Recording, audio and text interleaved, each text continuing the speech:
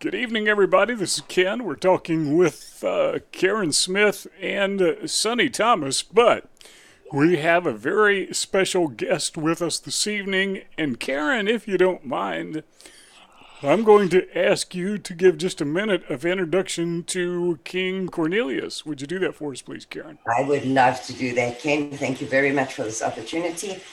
As you know, this is going to be a monthly show with Sonny and myself on Kenn's station. But tonight, I'm very honored to be able to give up my spot to the great gentleman, King Hoebaha Cornelius III of the Khoi Nation, reporting to you live from the Big Apple. And with that, I will make a graceful exit. Okay, and she just walks out of the scene. All right, King Hoebaha Cornelius III. He is the king of the Khoi people in South Africa.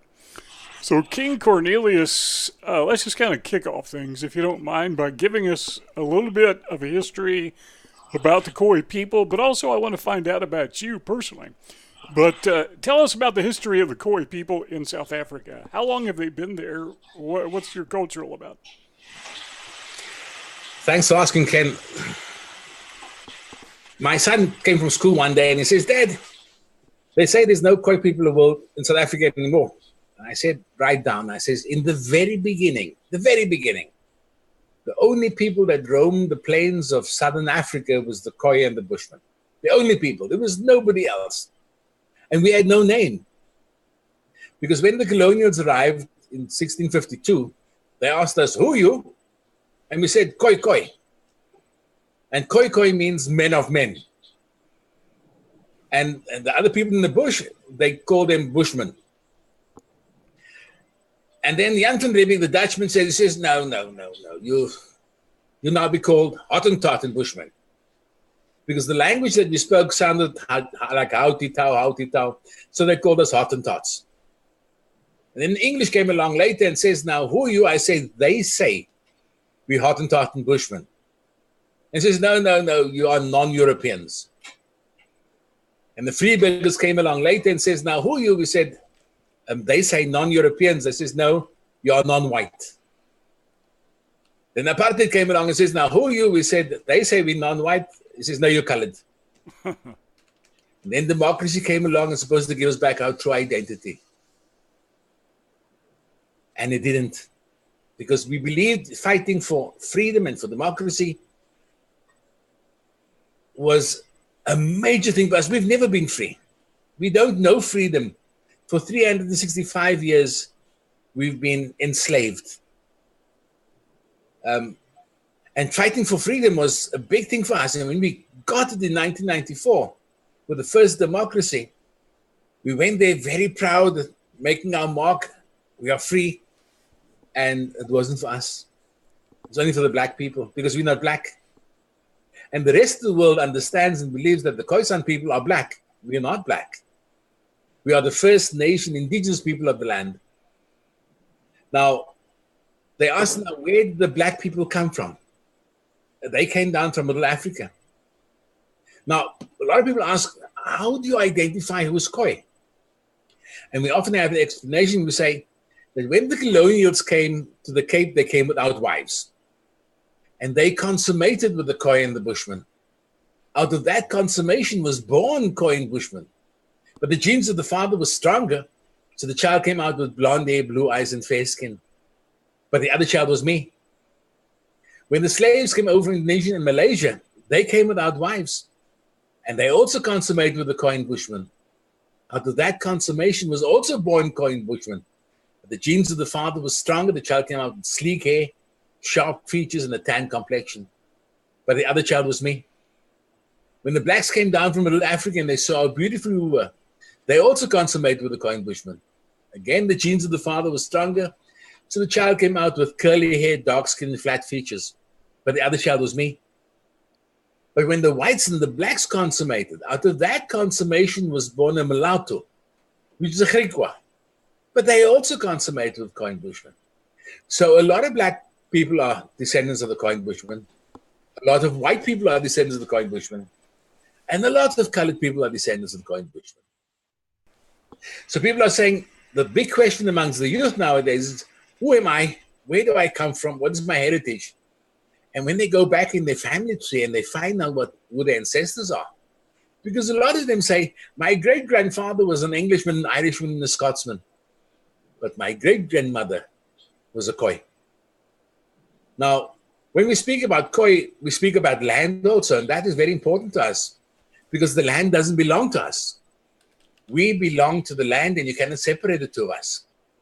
So this is why the Khoi has such an affinity to the land, because the land was given to them as a gift from God to live on and to live from. And when the colonials came and they told us about the Bible that is now available, we could relate to the Bible because it was an extension of our own spirituality. So many of us attached ourselves to Christianity and many to Islam because it was an extension of their spirituality. So I think many people can read up more about the Khoisan people themselves. But I think it's important that I should speak about a little bit about me. I am the firstborn child of 16 generations dating back in 1695, obviously. But we were also there way before the time. And being the firstborn child of 16 generations, history has been handed down by word of mouth from generation to generation to preserve the earth and to preserve the people. And in 2001, I was taken by the elders and I was taken to the last kraal of the Khoi where I was sworn in as the king, culturally. And then I was taken to the High Court, to the Chief Magistrate, Chief Justice, and he was asked to sign a document. And he said, well, I'm too busy, but go to the Chief Magistrate, he will do it. And when I arrived at the Chief Magistrate, I said, you were asked to please sign the document. And after much deliberation, he stamped and signed it. And the document says that I am the legal custodian of all Khoisan land in South Africa, stamped by the court. And that was exciting for us because now we had some power, some voice. Because in 1999, when government was informed by the United Nations that we, the Khoi and the Bushmen, are the First Nation indigenous people of the land, they invited us to be part of the drafting of a white paper to include us into the House of Traditional Leaders that Nelson Mandela started in 1994. So we felt that we belong and be part of. So when the document was stamped in court on the 21st, 2001, we were even more excited. In 2003, when that white paper became an act, Traditional Leaders Act of South Africa, I went forward and says, now where do we sit? And they said, sorry, it's not for you, only for the black people. But you can benefit from the act if you have an association with the black monarch. So I go and I drive 1,200 kilometers to the Eastern Cape. I go to the Black King. And when I came there, he says, I know this land is yours. I said, I didn't come for the land. I come to re-sign a peace treaty that your great-grandfather signed with my great-grandfather when he came over the Khoi River the first time. And immediately signed it. So I went back to government. I says, now we've fulfilled all the requirements to be part of the act. And they said to me, well, the act is now repealed. But we're busy drafting a new act to include you into the act. And every year they're busy drafting a new act to include us into the act. So we have no voice. In 2007, the United Nations passed the Declaration for the Rights of Indigenous People, and we were excited. And I went forward to government and says, now you have to listen. You, with 143 other countries throughout the whole world, signed this declaration at the United Nations for the rights of indigenous people. And they said to me, you need to understand that there's no law in South Africa that says you are people. So international law cannot be applied to you. I was gobsmacked. I couldn't believe it. That for the first time we realized that we are not recognized or even legislated as people. And we are 4 million people in South Africa, which means we are 4 million invisible people. Well, let me interrupt you. When you were having this conversation, who at the United Nations specifically were you talking to? Say again, Ken, sorry? What person at the United Nations were you talking to? Nobody yet. The United Nations passed the declaration. It was a declaration that was passed by the United Nations Working Group for Indigenous People. Oh, I And see. Okay. 143 countries, including South Africa, signed that declaration. Australia, New Zealand, America, many countries, like I said, 143 of them signed it. And that is why when I went back to the governor, I says, you signed this declaration for the rights of indigenous people. You must give us a voice. He says, but there's no law in our country that says you are people. So that international law cannot be applied to you. So in 2010, sorry, after many promises made by the President Jacob Zuma, before he became president, when he became president, I went to his office and they wouldn't speak to me. I went to the Human Rights Commission in South Africa and he says, you need to understand that the Human Rights Commission only deals with South African law human rights violations, not international law. I went to our public protector, who's supposed to be the watchdog for government, and he says, well, you have to speak to the minister about it. I said, but the president made promises. And then I went to the High Court. And I laid my case in front of the High Court, and I got a case number. I was so excited. There was newspaper articles. We got a case number. We're going to charge the president of South Africa for cultural genocide. We got advocates and lawyers and senior counsel, anthropologists, political science students, and they all came together. And we had a benefactor in South Africa that helped us pay this. And we appeared in front of the judge. And one day during the recession, one of the lawyers from the president's office came walking in and said, we're offering you $44 million rand out of court settlement. And I said to him, how do I divide 44 million rand into 4 million people? No, thank you. Just after that, our benefactor who had government contracts lost all his contracts. So he couldn't pay for the lawyers and advocates. So the matter is taken off the roll. So we have tried every avenue in South Africa to be legislated as people. Eventually we get to advocates and says, we want to charge the government again because we are not recognized as people. He says, well, do you have an identity document? I says, yes. Do you have a passport? He says, yes, then you register as a person. But we're not legislated as First Nation indigenous people. I'm registered as a South African citizen, but not as First Nation. So we get no benefits. When I talk about no benefits, there's no voice for us in Parliament. Nobody speaks on our behalf. I went over the mountain one day to visit a granny, not too far from me. And I came there and she's making a big pot of maize meal with a big spoon and she's stirring it and she's crying. I said, Granny, why are you crying? She says, my child, there won't be enough food for all the children tonight. And I have no cash on me. And she goes into the back room and she comes back with a newspaper and she tears it up and she throws it into the pot of maize meal and she stirs it, becomes black from the ink. And she's smiling. I said, and Granny now? She says, all the children will be able to eat tonight. And then I realized that my children are eating maize meal and newspapers for supper. But the mineral wealth of our country is valued at 36 trillion rand. How can we not benefit from it? But nobody listens because nobody speaks on our behalf. So this becomes the norm. One fishing village not far from me either couldn't go fish because the weather was bad. And they phoned me and says, we had to kill the neighbor's dog to feed the children. And I got very angry. And he says, oh, it's okay, it's okay. Half the dog is in the fridge for tomorrow. So they have food tomorrow also. And the elder said to me, it's okay, don't get angry. Don't get angry. What about the boy that lost his pet?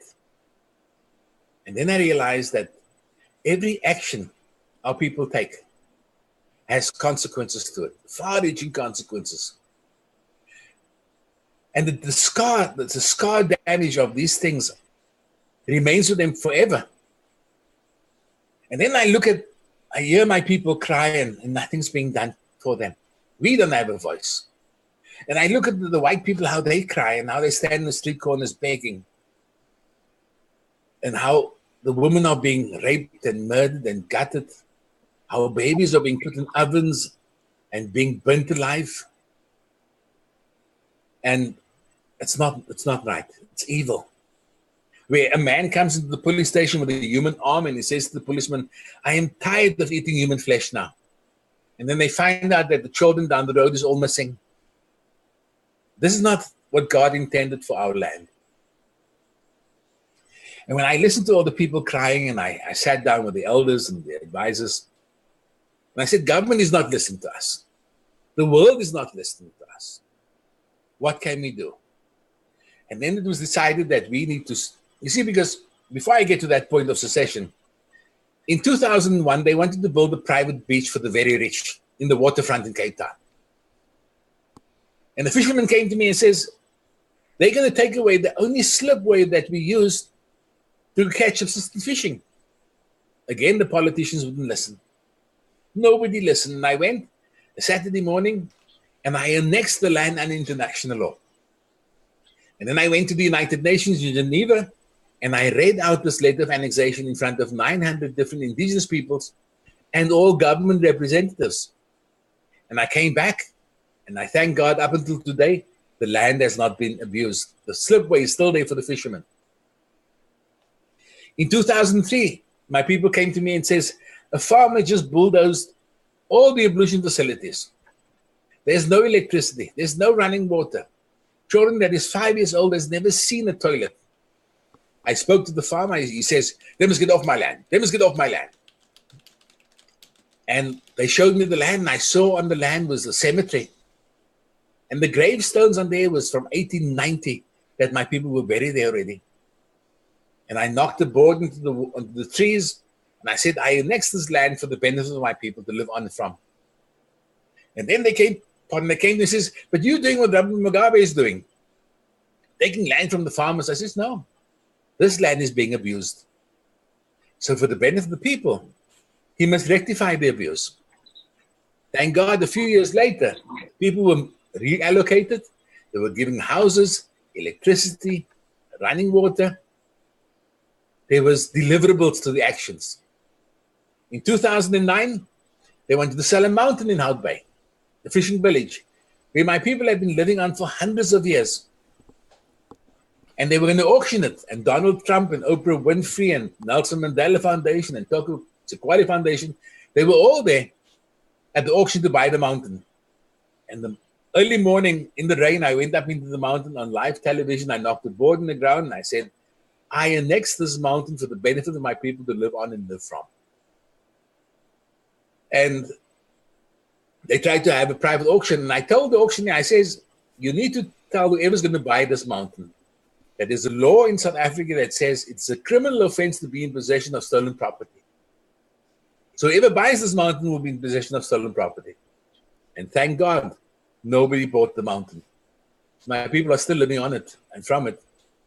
So now, after doing all that ad hoc things, listen to the cry of my people, seeing how the white people are being abused and being murdered, seeing how the colored people don't have no direction. I spoke to the elders and I said, come, and we had an undertaking of unity where we invited the Afrikaner or the Boer nation, we invited the Yorokaner, the English white-speaking people, we invited the colored people, and we had an undertaking of unity that we invite them to come live in our land with us as equal, benefit from the land. Where there'd be no politics in the land, and they couldn't believe it. No politics. He says, in this land will have the right to self-determination. If you have the ability and the knowledge, and you experience the freedom of the right to freedom, the right not to fear, the right to exercise your opportunities and your abilities, then, and we named the place the Sovereign State of Good Hope. And on the 24th of September, 2017, I went to the castle, the first point of colonialism. I knocked the board in the ground and I seceded the land away from South Africa. But I was fortunate and blessed to have a legal expert on international law and human rights law as my advisor. He just retired now from the Florida University as the law professor, Professor Winston Nagin. But he was exiled in 1963 already from South Africa, a Khoi person. And with his guidance and his knowledge, we did the secession away from South Africa. following all due processes of the law. Because we don't want them to come back and says, you're taking land or you're grabbing land. Because we had the feeling that this land grab thing is going to come into effect. So we've identified the land. It was the whole of the Western Cape, the whole of the Northern Cape, and part of the Eastern Cape until the Fish River.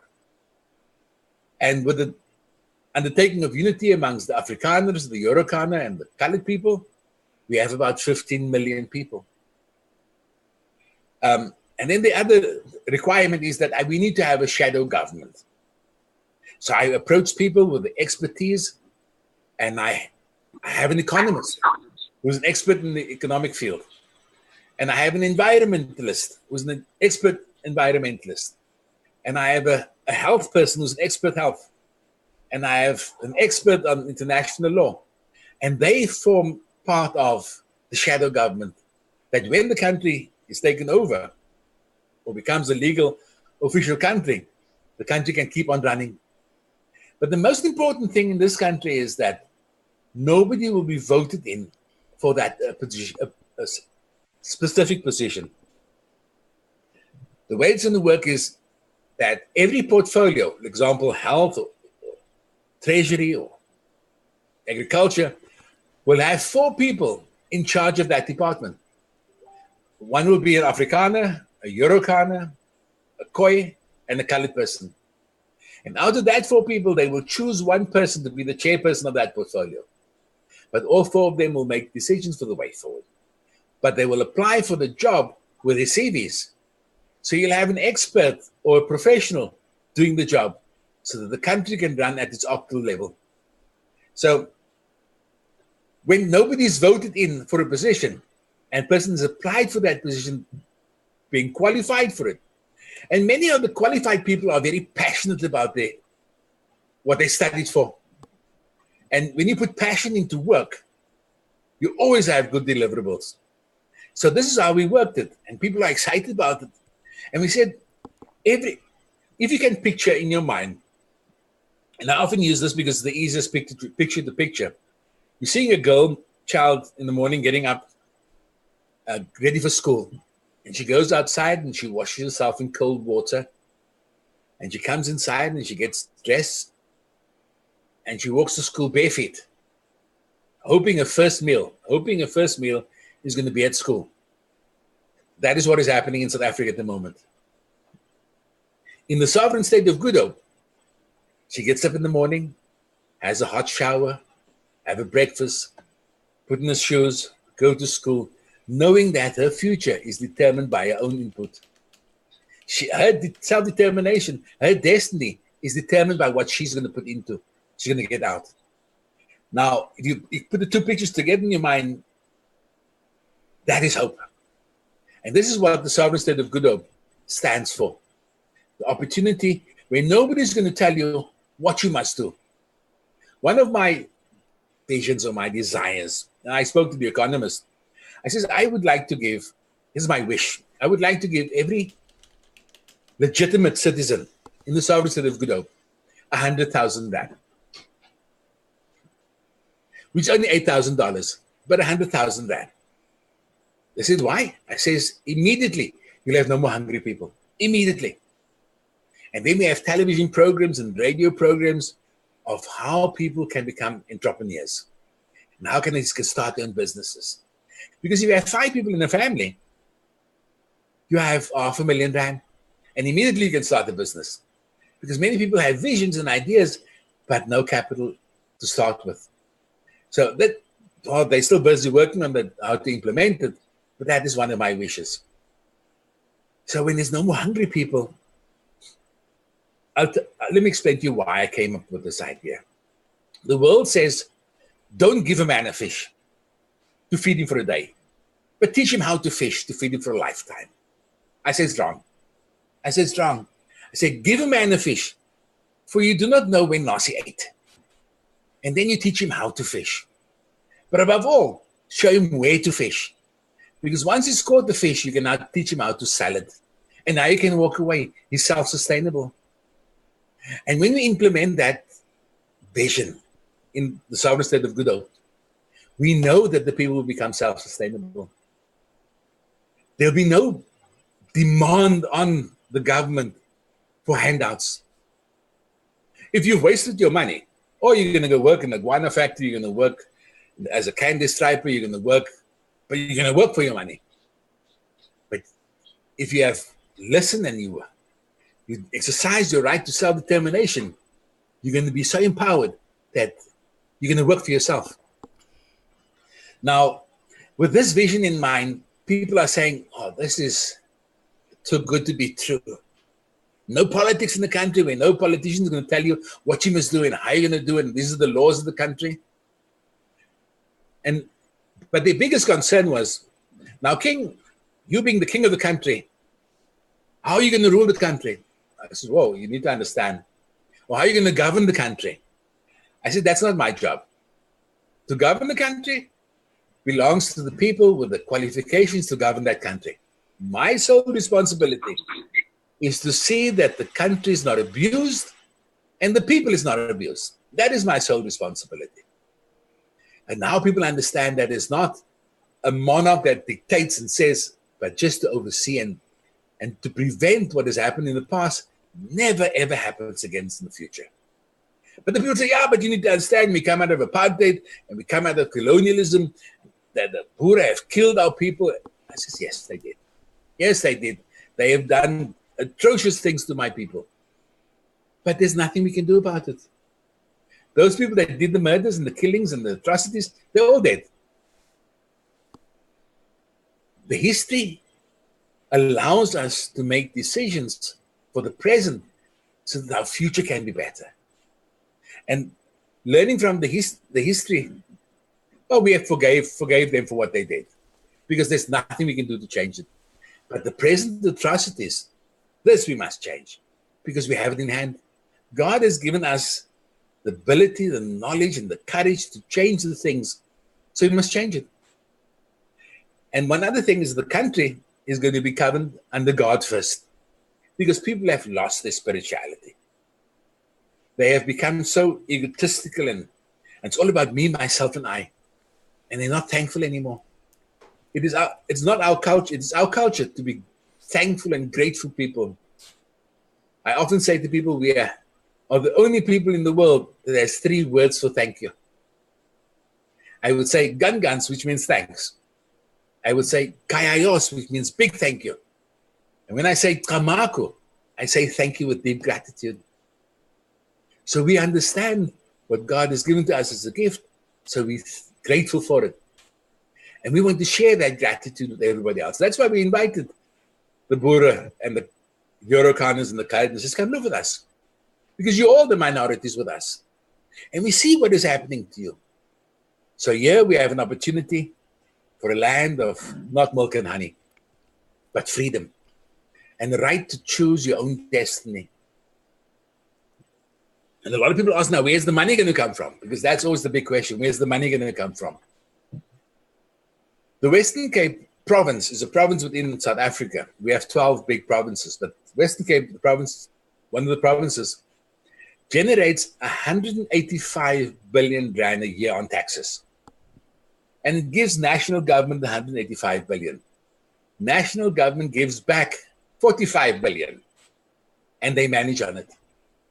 So only the Western Cape itself will have at its disposal 185 billion to work with, to eliminate all injustices and poverty immediately. So, but that's the economist's business. They know how to do that. That's not my business.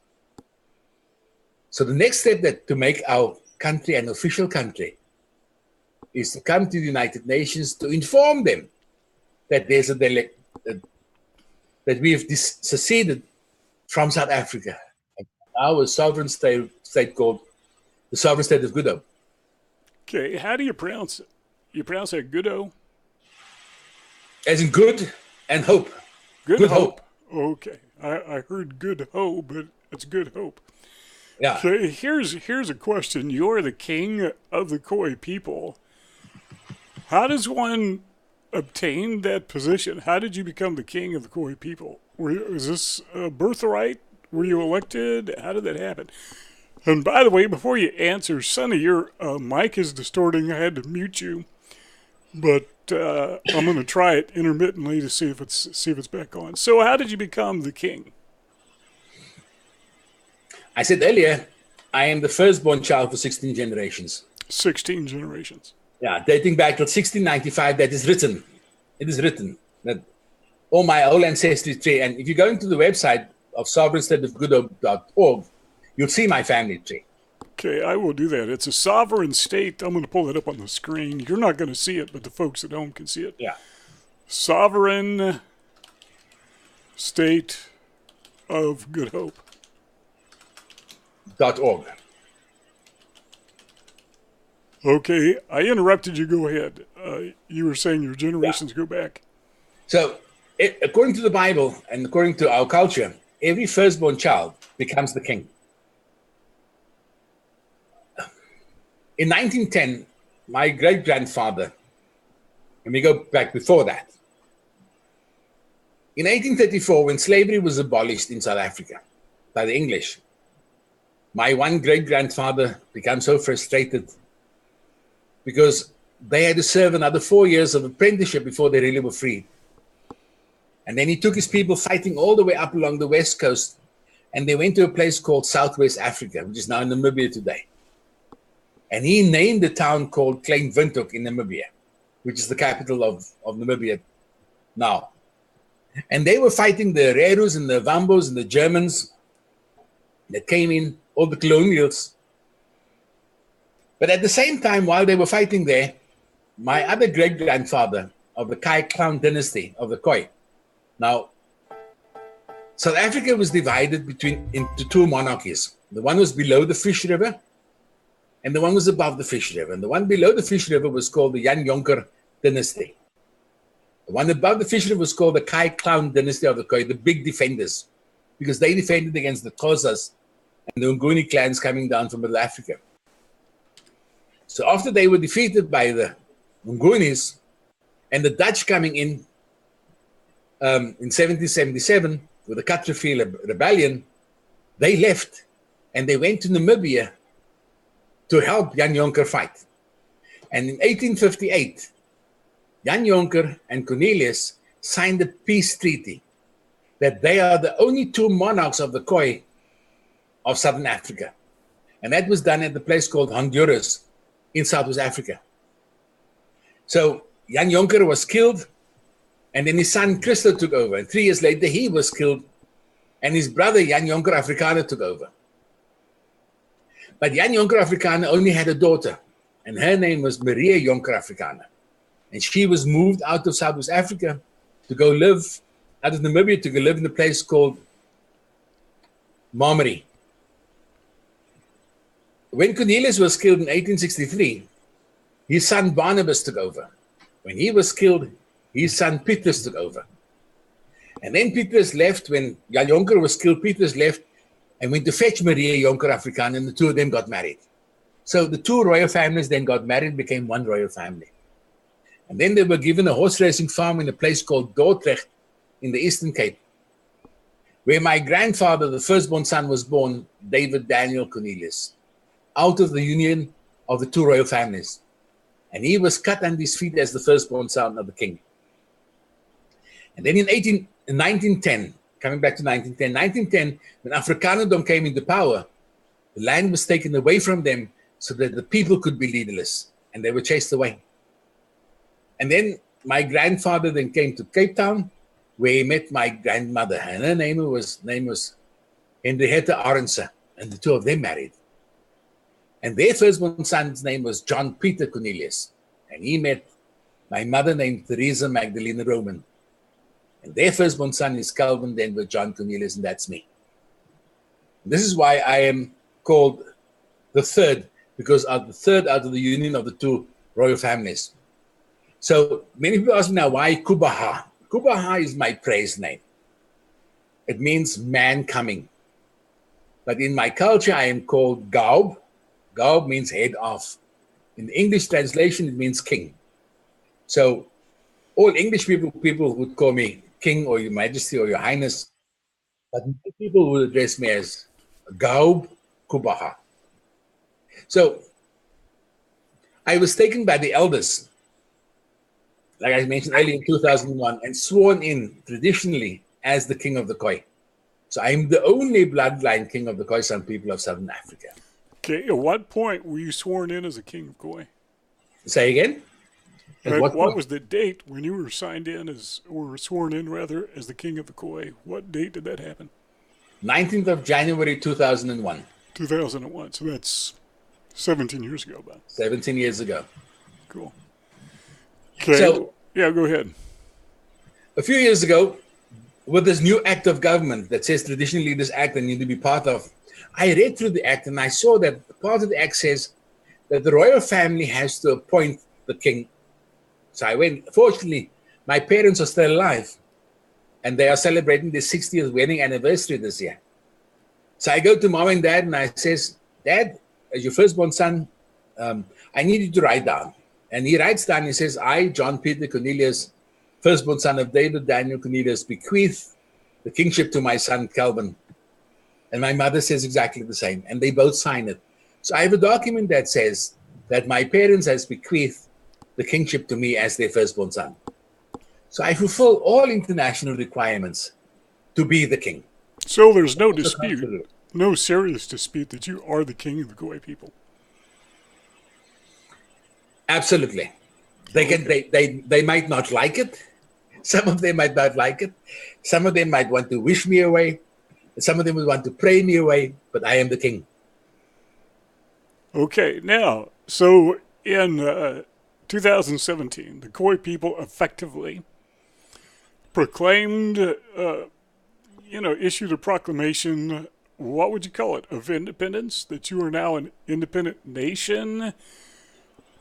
We call it a declaration of secession. The Declaration of Secession. Okay, yeah. What international leader, I know you've gotten a lot of international media attention, not as much as you should have, but how is the international community responding? I mean, to my knowledge, nobody has recognized your sovereignty. So how are they responding? Are they taking you seriously? Or are they wait and see what happens? With this situation in South Africa, just about anything could happen. So, how is the international community reacting, responding? Are they just sit back and let's see how this plays out? The international community, the people I speak to, and the people I've heard this, their response is, it's too good to be true. That's too good to be true. But they're excited about it because nowhere in the world is there a country that has the value systems, that has the principles, that has the right to self-determination exercised in their country. South Africa has barred all media from telling people about the sovereign state of Good Hope. So we have no television coverage of the sovereign state of Good Hope. We have no radio coverage. We have no newspaper coverage. The day of the secession in the castle, when I arrived there, a drone appeared over my head. And 12 minutes into the declaration of secession, all internet was cut. So we knew that we had a tough fight coming our way. Fortunately, one independent media house, radio station called about a topic about the Khoisan people. And I mentioned to them about the sovereign state of Good Hope. And I said, go look up the website. They called me back a week later at 5 minutes past 12 the night when everybody was sleeping. They interviewed me about the sovereign state of Good Hope. But I was clever. I recorded that in the radio conversation. And normally, all the radio interviews goes on YouTube. That particular interview was nowhere, it's gone. So I was fortunate to have a copy of the interview. Nowhere in South Africa is people talking about the sovereign state of Good Hope. Government ignores all documentation that was given to them. So we have a problem, not really a problem, we are a bit concerned that because nobody listens to us, and the international media is starting to listen to us. What's even more frustrating, Ken, is that I've traveled 47 hours. I've traveled 47 hours to come to the United Nations to tell them what has happened in South Africa, to ask them nothing. Because the first question they asked me at the United Nations was, what do you want from us? I said, I want nothing. Well, who at the United Nations are you talking to? I mean, is there somebody designated to deal with indigenous people groups? They told me the indigenous people's platforms is in Geneva. Okay. But our platform we need is the General Assembly and the Permanent Forum. Because I've come to apply for an observer status on the General Assembly or the Permanent Forum. Because we don't want to be isolated country. We want to have multilateral and bilateral arrangements with other countries via the United Nations. Seeing that the United Nations is the controlling body, allegedly controlling body for all other countries in the world. So let's follow all due processes again. So I come to the United Nations and it says, well, the President of the General Assembly is on tour to Colombia and he can't see you. And I said, and the Secretary General, no, they can't see you. I said, okay, is there anybody that can just take a document from me saying that I've handed over this document of Declaration of Secession so that you know what I'm talking about? And they tell me, no, nobody is allowed to take any documents. Even though they have all the emails to them of the declaration, of all the other supporting documents, but nobody is allowed to take a document. Okay, now that document is available on your website. Is that correct? Yes, it is. So yes, it is. If I want to read it, anybody on the planet? Anybody can read it. It's available to anybody to read. It's called the Declaration of Secession of South Africa, of the sovereign state of Good Hope.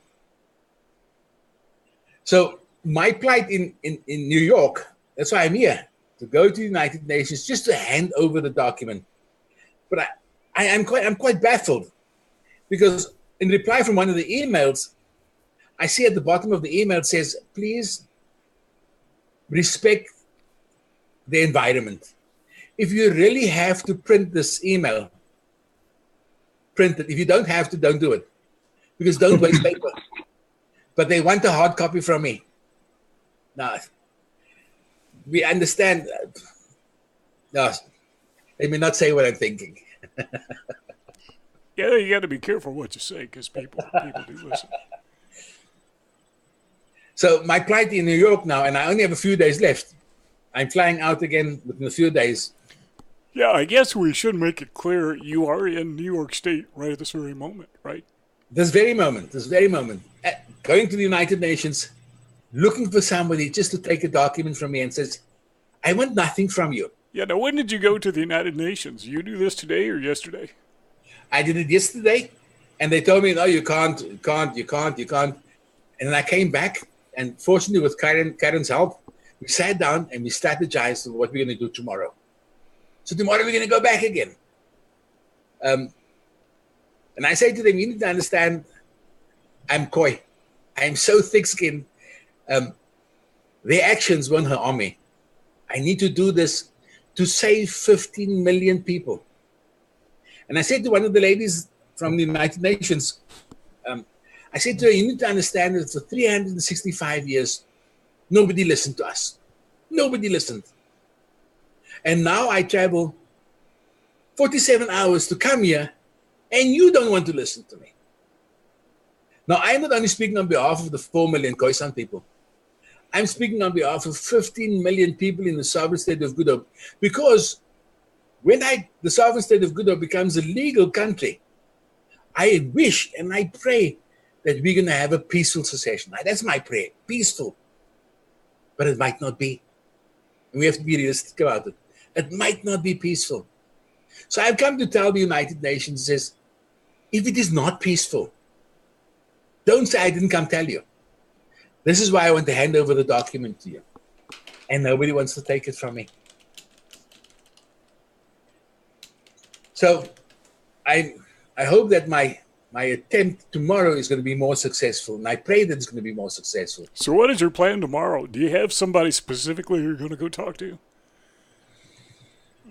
Yeah, but I can't tell you yet. Otherwise, it's not going to be a secret. Otherwise, they're not going to be surprised. You can't tell me. So the South African ambassador to the United Nations, I'm assuming, has wants nothing whatsoever to do with you. Is that correct? The first thing they asked me, did you have permission from the South African ambassador, or the South African embassy? I said, I'm not a South African. I come from the sovereign state of Good Hope. I have no part of South Africa anymore. I come here from a free country. So I am the ruler of the country. So I come here as the ruler to tell you that my people is going to need the support and input and relationships with the United Nations. So the South African government is trying and hoping, in my interpretation, that if they ignore this, it will go away. Now we know with the new thing happening in South Africa now, with the land grabs, where the ANC government has proved that expropriation of land without compensation. My wife told me now earlier that land is being taken now already. Before the act is passed, it's been taken now already. There was one place where 7 people were killed. Expropriation of land without compensation. They are just taking because the government says they can. Now, I thank God that I was inspired to do the secession before this decision was made by the ANC government to expropriate land without compensation. And what is difficult for me to understand is that Uganda had that years ago. And Robert Mugabe had it years ago, and they saw the results. And they went to do exactly the same thing, but a bit more evil. Well, it worked out very good for Mugabe. I mean, not for anybody else. So my guess is, what is his name? Ramaphosa? Is that pronounced correctly? Yeah, Cyril Ramaphosa. Yeah, I don't think he cares about South Africa. In my opinion, you can tell me what you think. I don't think he cares about the people. I don't think he cares about the economy. I think he cares about himself. And if expropriating land helps him personally, he's all for it, which is the same thing that Mugabe did. So, what is your take on that? And not just that, since the topic is up, what is your, on the table, what is your opinion of Ramaphosa? I haven't met him personally. You got to be careful because he may be listening. I hope he listens. I hope he agents are listening. All listen. I wish and I pray they listen. You see, I have a saying in life that says, truth spoken with kindness frees much more than it hurts. And truth spoken with aggression becomes a curse. So all I'm speaking is I'm speaking the truth with kindness. A few years ago, I was invited, I was flown down to Johannesburg. I'm from Cape Town. I was flown down to Johannesburg, 2.5-hour flight, to meet Cyril Ramaphosa, the deputy president. He was the deputy president at the time, to meet his spokesperson, Ronnie Moepa. We sat around the table, had supper, and I explained to him the plight of the Khoisan people. Okay, let me stop you right there. Tell me once again, who are you talking to? I was speaking to the spokesperson of Cyril Ramaphosa when he was still deputy president. I see. All right. So the spokesperson of the deputy president says, I will tell him. I will tell him. So that we can set up a meeting so that he can hear it from the horse's mouth. Ronnie had died. He became the president, and he still hasn't spoken to me. So I don't know if he'll ever speak to me. But very soon he will be forced to come speak to me. You see, when we become a legal country, and again, I pray, I wish that our transition to the sovereign state of Good Hope becomes peaceful, is where we invite him to come and sit and talk to us. So I think that will be the first time when I meet him. I cannot form an opinion on him because I haven't spoken to him. Yeah, what will happen if they just ignore you? They say, okay, this is a bunch of goofballs. I'm assuming goofball is a South African. You can comprehend that. These people are just off-the-wall wackos. Let's just ignore them, and they're going to go away. Because that's what I think they're probably doing, is they're just going to ignore you. So the question is, what if they do that? What if Ramaphosa and his cabinet and his cronies, let's call them that, what if they just say, okay, let's just ignore this guy. Let's pretend he doesn't exist. and just go on as if nothing is happening. Then what are you going to do? Again, I'll reiterate it. I pray that we have a peaceful secession. I pray. So it may not be peaceful. It may not be. You cannot say. Okay, May not be. Do you have a military? Do you have people willing to take up arms and defend their land? Or you can't say that, can you? We're ready. You are ready. You are prepared. Are ready for our sovereign state of good. We're ready. Okay, a couple of the questions I want to ask while I still have you. First of all, you know that Australia, I think just today or yesterday, has placed on the table a proposal to allow white South Africans, farmers in particular, to migrate as refugees from South Africa to Australia. I want to get your impression of that scenario as a whole. But what would happen if the white farmers took up Australians on that offer and you lost 2 or 3 million white farmers? How would that impact South Africa? Would your stock market crash? Would the economy fall to pieces? Would there be revolution in the street? Or would Ramaphosa just say, well, good riddance, goodbye, we're going to go on? Oh, you know the story I told about the girl getting dressed, going to school? I don't want to picture it. I don't want to picture this. But the white farmers won't leave. You see, they won't leave. What people don't understand is that this is also their home. They've also been born here. If they leave, they become adopted children in another country. And an adopted child has benefits, but very little privileges.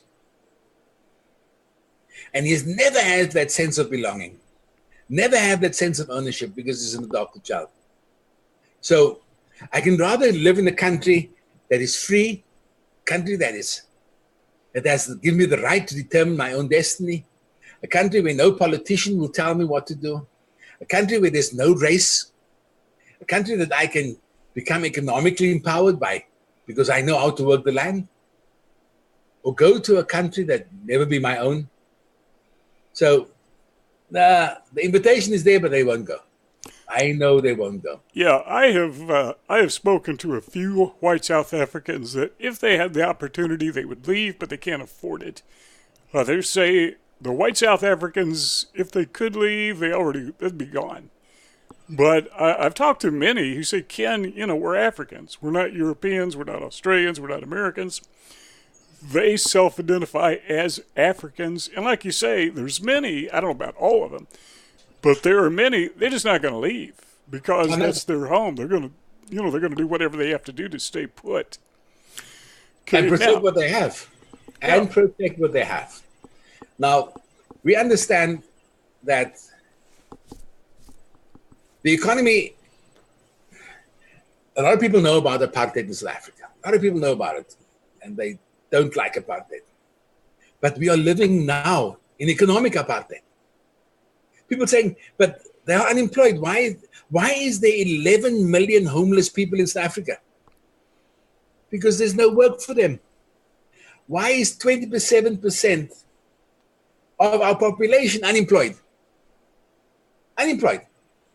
50% of that is the youth. There's no capital. There's no human capital involvement. So why don't they leave? Do you call these people Bantu, the black South Africans? If there is no employment, why don't they go to Namibia or Zimbabwe or just Sudan, just any place? Is it worse everywhere else? I don't hope so.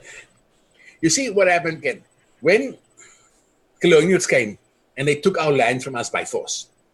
So you're talking the Dutch, the English. The Dutch and the English and everybody came, they took the land by force away from the Khoi. And for years they benefited from the land. For years they benefited from it. Until they gave the land away for nothing to the black man. For nothing. Why did they do that? About the money. Yeah, to me it seems insane because correct me if I'm wrong here, but When the Dutch showed up, what was it, 1653, when they established their colony, the people who lived in what is now South Africa, what we now know as South Africa, were the Khoi and the Sands groups. But the Bantu were nowhere to be found. So the whites did not take the land from the Bantu, from the black South Africans, or the black Africans. If they took it from anybody, they took it basically from the Khoi. I have categoric, the politicians use the word so easy. I have categoric proof. I have proof that the blacks never came over the Khoi River before the 1700s. Never. Okay, now where's the Khoi River? The Khoi River it's about 1,600 kilometers from Cape Town. Okay. It's that far north, along the east coast. Okay, let's go back in time. So the blacks came across the Khoi River when? In 1745. 1745. Let's go back in time 10,000 years. So we're 50,000 years. So from 50,000 years BC up until 150 years ago, the Bantu never came to South Africa. Is that correct? Absolutely. There was no black people in South Africa. All right. How did these people, Ramaphosa and his thugs, how did they say, we're taking this land, our land, back from the white farmers when they never had it in the first place? Never, ever. I mean, if anybody owned it, it was the Khoi and the Sand. Is that correct? Yes, but then we need to understand that this old saying in life that says absolute power corrupts absolutely. Yep. So when you have absolute power, you take authority over everything that you want to. And they've taken authority over all the people in the land, including the Khoisan people, and taken away their identity, taken away their language, taken away their land, and made them invisible people. So when you're invisible, you don't have a voice, you're not seen. The white people that were there, that gave away the land for nothing to the black people, has now become virtually invisible. And I say to them, I say to the white farmers, I say, I can understand how you feel. We have become complacent in our 365 years of oppression. You're only going through this for 30 years, only 30 years. We've gone through this for 365 years. So we know how you feel. And this is one of the reasons why we invited them along and says, come live in our land. Come live with us. Come share.